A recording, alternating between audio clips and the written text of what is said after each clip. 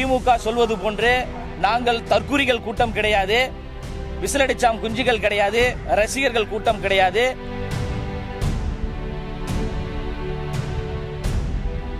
தமிழக வெற்றி கழகம் என்பது கொள்கை வழியில் பயணிக்கக்கூடிய ஒரு கூட்டம். ஆளும் திமுக சொல்வது போன்று நாங்கள் தற்குறிகள் கூட்டம் கிடையாது, விசிலடிச்சாம் குஞ்சுகள் கிடையாது, ரசிகர்கள் கூட்டம் கிடையாது. தமிழ்நாட்டை நல்வழிப்படுத்துவதற்காக வரக்கூடிய மக்கள் கூட்டம் தான் தமிழக வெற்றி கழகத்தினுடைய ஒரு கூட்டம். கோட்பாட்டு ரீதியாக மிக தெளிவாக இருக்கின்றோம். பிளவுவாதம் எந்த வடிவத்தில் வந்தாலும் அதை எதிர்க்கக்கூடிய முதன்மை சக்தியாக அண்ணன் விஜய் அவர்களும் தமிழக வெற்றி கழகத்தை சார்ந்த தோழர்களும் நாங்கள் இருக்கிறோம். அதனாலதான் வெற்றி தலைவர் அண்ணன் விஜய் அவர்கள் சொல்றாங்க, கொள்கை எதிரி பிஜேபி என்று சொல்றாங்க. கொள்கை எதிரி பிஜேபி என்றால் பிஜேபி மதத்தை வைத்து, சாதியை வைத்து மக்களிடம் பிளவை ஏற்படுத்துகிறது. பிறப்புக்கும் எல்லா உயிருக்கும் என்கின்ற சமத்துவ உணர்வை முன்வைத்து வரக்கூடிய கட்சி தான் தமிழக வெற்றி கழகம். சமத்துவத்தின் அடையாளமாக இருக்கக்கூடியவர் அண்ணன் விஜய் அவர்கள். அப்போ சமத்துவத்திற்காக போராடிய தந்தை பெரியார் அவர்களை நெஞ்சிலே சுமர்ந்து கொண்டு கொள்கை பேரன்களாக நாங்கள் வர்றோம். அப்போ தமிழ்நாட்டில் பெரியாரின் உண்மையான பேரன் யார் என்றால் அண்ணன் விஜய் அவர்கள் தான். பெரியாருக்கு சம்பந்தம் இல்லாதவர்கள் எல்லாம் இன்று இளைய பெரியார், பெரியாரின் பேரன் என்று சொல்றாங்க. ஆனா பெரியாரை எந்த இடத்திலும் முன்னிறுத்துவது கிடையாது. பெரியார் சொன்ன கொள்கை வழியில் பயணிப்பது கிடையாது.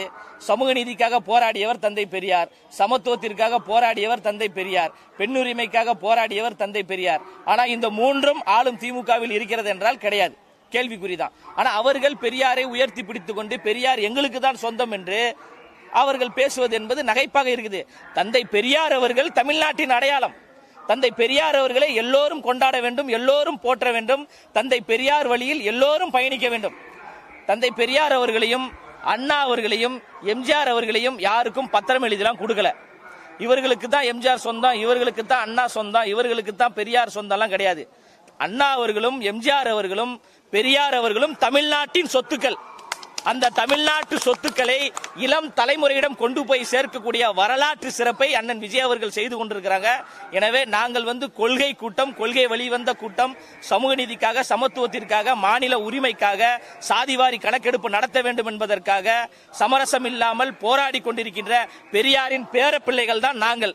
பெரியாரின் பேரப்பிள்ளைகள் என்பதில் நாங்கள் பெருமை கொள்வது இந்த நினைவிடத்திலிருந்து நாங்கள் பெருமையா சொல்றோம். மீண்டும் மீண்டும் நாங்கள் சொல்வது, பிளவுவாதம் எந்த வடிவத்தில் வந்தாலும் தந்தை பெரியார் வழி நின்று மூர்க்கமாக நாங்கள் எதிர்ப்போம். பிஜேபி ஒருபோதும் தமிழ்நாட்டில் வளருவதை தமிழக வெற்றி கழகம் ஏற்றுக்கொள்ளாது. என்றும் பிஜேபி எங்களுடைய கொள்கை எதிரியாகத்தான் இருக்கும். ஒரு மதசார்பற்ற சமூக நீதியை உருவாக்க வேண்டும் என்பது அண்ணன் விஜய் அவர்களுடைய நோக்கம். அந்த மதசார்பற்ற ஒரு சமூக நீதி அரசியலை 2026 மக்களின் துணையோடு, பெரியாரின் கொள்கையோடு 26 அண்ணன் விஜய் அவர்கள் தமிழ்நாட்டின் முதலமைச்சராக அமர்வார். செய்திகளை உடனுக்குடன் தெரிந்து கொள்ள கீழ்கண்ட கேபிள் மற்றும் டிடிஎச் நெட்வொர்க்குகளில் எம்நாடு செய்தி தொலைக்காட்சியை காணுங்கள். பாதகம் செய்பவரை கண்டால் நாம் பயம் கொள்ளலாகாது பாப்பா. மோதி மிதித்துவிடு பாப்பா, அவர் முகத்தில் உமிழ்ந்துவிடு பாப்பா. அண்மை செய்திகளை உடனுக்குடன் தெரிந்து கொள்ள இணைந்திருங்கள் எம்நாடு தொலைக்காட்சியுடன்.